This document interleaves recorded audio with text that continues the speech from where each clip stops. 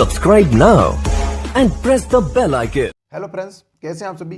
तो देखिएगा, शिक्षक भर्ती रीट 2022, देखो इसके लिए आज से हमने एक नई टेस्ट सीरीज अपनी जीके की स्टार्ट की है, जिसमें हम उसकी जो कैसे उपयोगी है फर्स्ट ग्रेड के लिए, सेकंड ग्रेड के और राजस्थान पुलिस, आरएएस, बीएसटीसी, अन्य राजस्थान में होने वाली भर्ती सभी के लिए उपयोग होगी। आज इसका पार्ट नंबर फर्स्ट होगा, स्पेशल राजस्थान जीके। यानी कि आज से हमने जो स्पेशल देखो ये जो शिक्षक भर्ती रीट 2022 उसके लिए हमने स्टार्ट करी है। आज का ये फर्स्ट भाग होगा और हमारी जो एक 45 जो स्पेशल 45 जो क्वेश्चन होगी जीके की टेस्ट सीरीज चली थी, वो एक दिन वो अपलोड की जाएगी, एक दिन ये टेस्ट सीरीज अपलोड की जाएगी। तो देखना, दोनों ही बहुत ही शानदार टेस्ट सीरीजें होंगी और दोनों को आप अवश्य देखिएगा। आज के जो प्रश्न होंगे बहुत ही कठिन प्रश्न होंगे, आप शायद इनमें से 30 में से शायद आप 10 भी कर पाओगे। बहुत ही ज़्यादा डिफिकल्ट प्रश्न होने वाले हैं। तो देखिए प्यारे साथियों, वीडियो को बिल्कुल भी स्किप मत कीजिएगा। आज के जो प्रश्न बहुत ही शानदार होने वाले हैं, बिल्कुल ही भी मत स्किप कीजिएगा। जो आपकी राजस्थान अध्ययन की आरबीएससी किताब होती है 9, 10, 11, 12 वाली, उसमें से क्वेश्चन बनाए गए, ठीक है ना।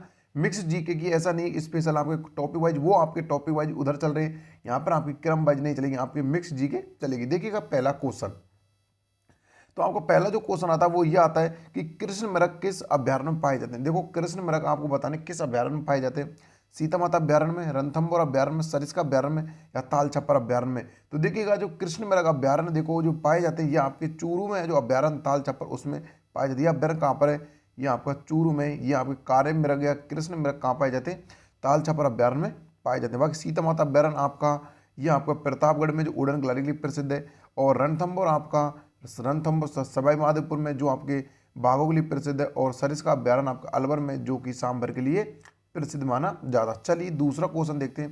देखो दूसरा क्वेश्चन है आपका कि मंडोर के प्रतिहार वंश के संबंधित प्रारंभिक शासक का नाम क्या था। देखो जो मंडोर यानी कि जोधपुर के जो प्रतिहार वंश के जो संबंधित प्रारंभिक शासक था उसका नाम क्या था, नागवट था, कक था या फिर कुक्कक था या वो मत्स्य राज था। तो देखिए जो मंडोर के जो प्रारंभिक जो शासन थे प्रतिहार वंश के, वो थे नागवट। कौन थे, नागवट। ऑप्शन नंबर ए आपके यहाँ पर राइट हो जाएगा। चलिए अगला प्रश्न देखते हैं, क्वेश्चन नंबर 3।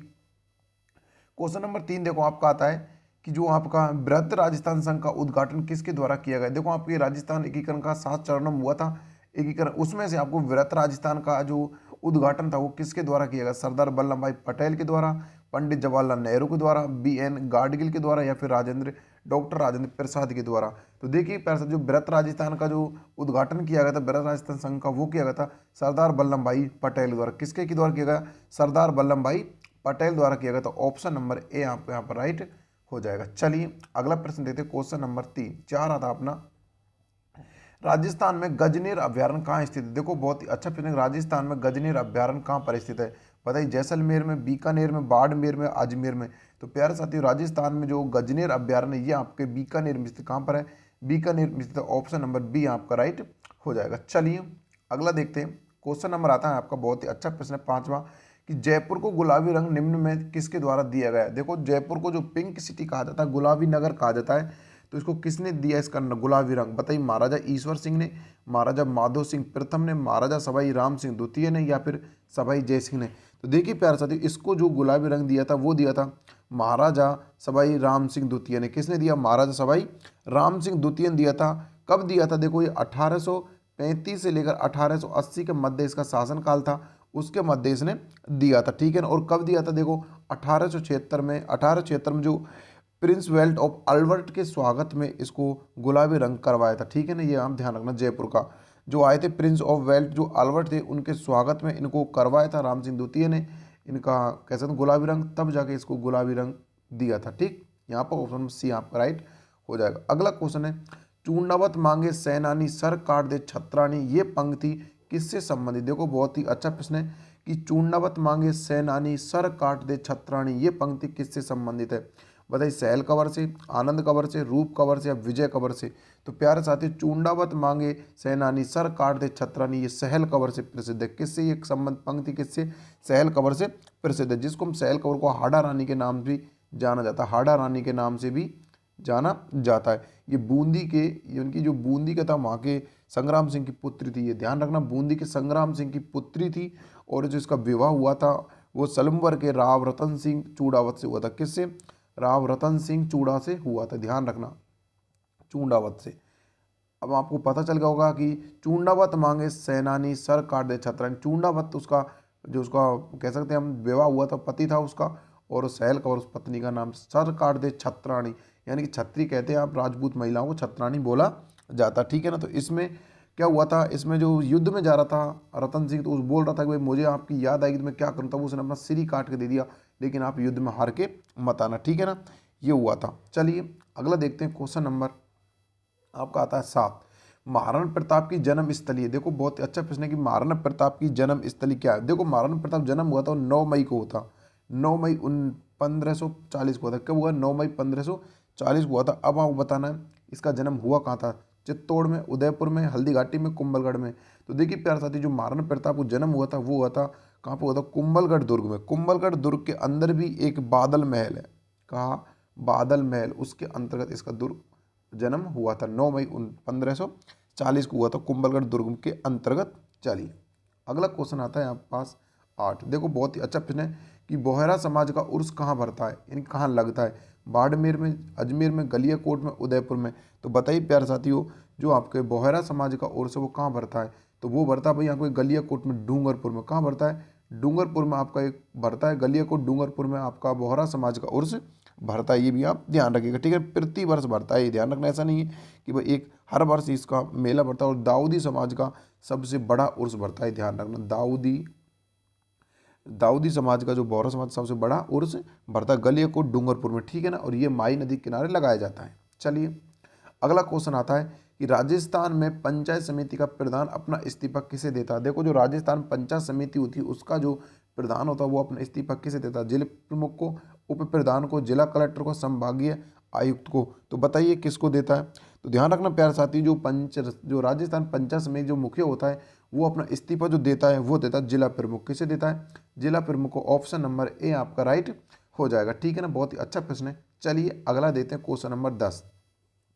क्वेश्चन नंबर 10 आता है कि बांसवाड़ा डूंगरपुर के मध्य भूभाग को किस नाम से जाना जाता है। देखो जो बांसवाड़ा और डूंगरपुर जो मध्य भूभाग था उसको किस नाम जाना जाता, कावल के नाम से, भाकर के नाम से, गिरवा के नाम से, मेवल के नाम से। तो बताइए किस नाम से जाना जाता है। तो देखिए प्यारे साथी, गिरवा यानी जो तस्त्री नुमा आपकी जो पहाड़ियाँ होती है उदयपुर में, उनको गिरवा कहा जाता है। सुरई के आसपास है तो भाकर कहा जाता है, कावल को होता नहीं तो उनको कहा जाता है मेवल। ध्यान रखना, जो आपका बांसवाड़ा डूंगरपुर के आसपास क्षेत्र को क्या कहा जाता है, मेवल कहा जाता है। ऑप्शन नंबर डी आपका राइट हो जाएगा, ठीक है ना। चलिए अगला देखते हैं, क्वेश्चन नंबर आता है आपका 11। क्वेश्चन नंबर 11 है, मावट क्या है। देखो बहुत ही अच्छा प्रश्न है कि मावट क्या है। बताइए, राजस्थान के पहाड़ी क्षेत्रों में पैदा होने वाली वनस्पति, या फिर राजस्थान के शीत ऋतु में होने वाली वर्षा, या फिर सूखाग्रस्त क्षेत्रों में पशुओं के लिए उगाए जाने वाले चारा, या फिर रेगिस्तान क्षेत्रों में चलने वाली गर्म हवा। तो देखिए प्यारे साथियों, मावट जो होती है वो होती है राजस्थान में शीत ऋतु में होने वाली वर्षा, उसे क्या कहा जाता है, मावट कहा जाता है। बाकी रेगिस्तान में चलने वाली गर्म हवा, इनको लू कहा जाता है। क्या कहा जाता है, इनको लू कहा जाता है। ये भी आप ध्यान रखिए, ठीक है। यहाँ पर आपका ऑप्शन नंबर आपका बी राइट हो जाएगा। चलिए अगला देखते हैं, क्वेश्चन नंबर आता है आपका 12। निम्न में से कौन से खारे पानी की झील नहीं है। देखो आपको बताना कि निम्न में से कौन सी खारे पानी की झील नहीं है, सांबर, पचपदरा, कायलाना, या फिर लूनकरनसर। तो देखिए प्यारे साथी, जो खारे पानी की झील नहीं है वो पूछा रहा है। तो कायलाना जोधपुर में झील है जो कि खारे पानी की नहीं, बाकी सांबर जयपुर में खारे पानी की है, पचपदरा बाड़मेर में खारे पानी की, लूनकरनसर बीकानेर में जो भी खारे पानी की, ठीक है ना। ये आपके जयपुर में पड़ती है, और ये आपके बाड़मेर में पड़ती है, ये आपके जोधपुर में पड़ती है, और ये आपके बीकानेर में पड़ती है। जिसमें से आपको खारे पानी झील नहीं है तो कायलाना झील नहीं, जो कि हम जोधपुर में, ये मीठे पानी की झील मानी जाती है, ठीक है ना। चलिए अगला आता है कि रेगिस्तान का कल वृक्ष है। देखो बहुत ही अच्छा प्रश्न है कि रेगिस्तान का कल वृक्ष है बबूल, फोग, खेजड़ी, रोहिड़ा। इस चीज़ को तो आप अच्छे से जान चुके होंगे भाई, रेगिस्तान का कल वृक्ष क्या है, तो आपका खेजड़ी। ऑप्शन नंबर आपका सी राइट हो जाएगा। ध्यान रखना, राजस्थान सरकार ने राज्य वृक्ष घोषित किया था 1983 को, अक्टूबर 1983 को इसको राज्य वृक्ष घोषित किया गया था। ये भी आप ध्यान रखना, और इसे राजस्थान का कल वृक्ष कहा जाता, ठीक है ना। चलिए अगला क्वेश्चन देखते हैं। क्वेश्चन नंबर आता है कि बजेड़ा किसे कहा जाता है। देखो बहुत अच्छा प्रश्न है कि बजेड़ा किसे कहा जाता है। धान की फसल को, एक विशेष प्रकार गोटा का प्रकार, पान की खेती को, विवाह की रस्म को। तो देखिए प्यारे साथियों, जो बजेटा कहा जाता है वो कहा जाता है एक प्रकार, विशेष प्रकार का जो एक गोटा होता है उसे कहा जाता है। ध्यान रखना, बजेट एक गोटे का एक प्रकार है, उसे कहा जाता है बटेटा। ध्यान रखना, जो गोटा आपके सीकर का प्रसिद्ध है, यानी कि कहाँ का प्रसिद्ध है, सीकर का प्रसिद्ध है गोटा, ये भी आप ध्यान रखिएगा। ठीक, तो बजेटा एक प्रकार के विशेष का जो गोटा होता है उसे कहाँ जाता है। चलिए अगला क्वेश्चन देखते हैं। क्वेश्चन नंबर आता है आपका 15। राजस्थान में दुलारी योजना का संबंध, देखो बहुत ही अच्छा प्रश्न है कि राजस्थान में जो दुलारी योजना का संबंध किससे, अनुसूचित जाति की बालिकाओं कल्याण से, किशोरी बालिकाओं के जीवन कौशल शिक्षा प्रदान करने से, या फिर ग्रामीण छात्रों को स्कूल हेतु निःशुल्क बस यात्रा से, या फिर उपयुक्त सभी। तो देखिए बताइए, जो दुलारी और राजस्थान में जो दुलारी योजना थी उसका संबंध किससे था।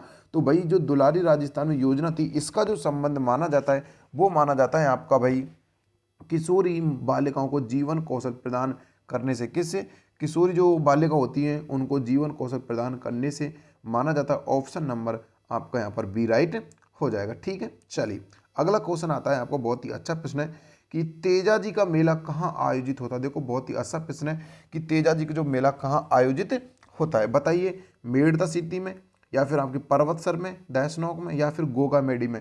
तो देखिए तो आपके तेजाजी का जो मेला है वो आपके पर्वतसर नागौर में लगता है। कहाँ पर लगता है, पर्वतसर नागौर में आपका भरता है। बाकी अगर मैं बात करूँ कि मेड़ता सिटी ये आपके कहाँ पड़ता है, तो भाई आपको मेड़ता सिटी नागौर में पड़ता है। कहाँ पड़ता है, नागौर में पड़ता है। दैसनोक आपके बीकानेर में पड़ता है, और गोगा मेडी आपके हनुमानगढ़ में पड़ता है। लेकिन जो आपका पर्वतसर नागौर इसमें मेला बढ़ता है तेजाजी का, कब बढ़ता है, तो ये भी आप ध्यान रखना, ये बढ़ता भाद्र शुल्क दशमी को, भाद्रपद शुल्क दशमी को भरता है। ये भी आप ध्यान रखना, बहुत इंपॉर्टेंट प्रश्न बन जाता है। भाद्रपद शुल्क दशमी को ये मेला भरता, ठीक है, पर्वतसर नागौर में। चलिए अगला प्रश्न आता है, बहुत ही अच्छा प्रश्न है, देखिएगा एक बार कि आपका प्रश्न ये है कि मोरनी मोडना किस जाति से संबंधित है। देखो अब बहुत ही अच्छा प्रश्न है कि जो मोरनी मोडना जो किस जाति से संबंधित है, भील, मीना, गरासिया, सहरिया। तो देखिए प्यारे साथी, जो मोरनी मोडना ये आपके किस उससे जाति से संबंधित है, तो भाई ये आपका आता है किससे, ये मीना जाति से आता है। किससे आता है, मीना जाति से, यानी कि मोरनी मोडना किस जाति से संबंधित है, आपकी मीना जाति संबंधित माना जाता है। ठीक है ना। देखो इसमें क्या होता है, इसमें जो वर वधु होते हैं ना वो एक दूसरे को कह सकते हैं कि जो मोर होता है, यानी कि मोरनी, जो मोरनी कहा जाता है वो कहा जाता है मोर को बांधकर चोरी यानी कि फेरे लेते हैं, यानी कि एक दूसरे चोरी से फेरे लेते हैं, उन्हें कहा जाता है मोरनी मोड़ना। एक प्रकार की विवाह की रस्म में कह सकते हैं हम, विवाह की रस्म में ये मोरनी मोड़ना एक प्रकार की विवाह की रस्म में मीना जाति में। ठीक है ना, ये भी आप ध्यान रखिएगा। चलिए आज का क्वेश्चन पढ़ते हैं, 18 नंबर का आता है कि गौरबंद आभूषण है।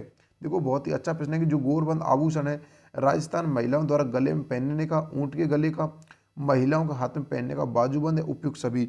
तो भाई ये जो आपका आता है ये आता है यानी कह सकते हैं हम ये आपके ऊंट के गले का आभूषण है। किसके, ऊंट गले का आभूषण है। ऑप्शन नंबर बी आपका राइट हो जाए। गौरबंद आभूषण एक ऊंट के गले का आभूषण माना जाता है। ठीक है ना। चलिए अगला क्वेश्चन आता है, फायरे फायरे किस जनजाति का रणघोष है। देखो ये भी अच्छा प्रश्न है कि फायरे फायरे किस जनजाति का रणघोष माना जाता है, बताइए किसका माना जाता है। तो भाई देखो ये माना जाता है भील जनजाति का। किसका, भील जनजाति का माना जाता है कि फायरे फायरे जो रणघोष है वो भील जाति का रणघोष माना जाता है। ठीक है ना, बहुत ही अच्छा प्रश्न है, इसको भी आप याद रखिएगा। चलिए अगला क्वेश्चन देखो, बहुत ही अच्छा प्रश्न आता है कि त्रिया तेल हमीरत चढ़े न दूजी बार, यह किस दुर्ग के शासक के संबंधित है।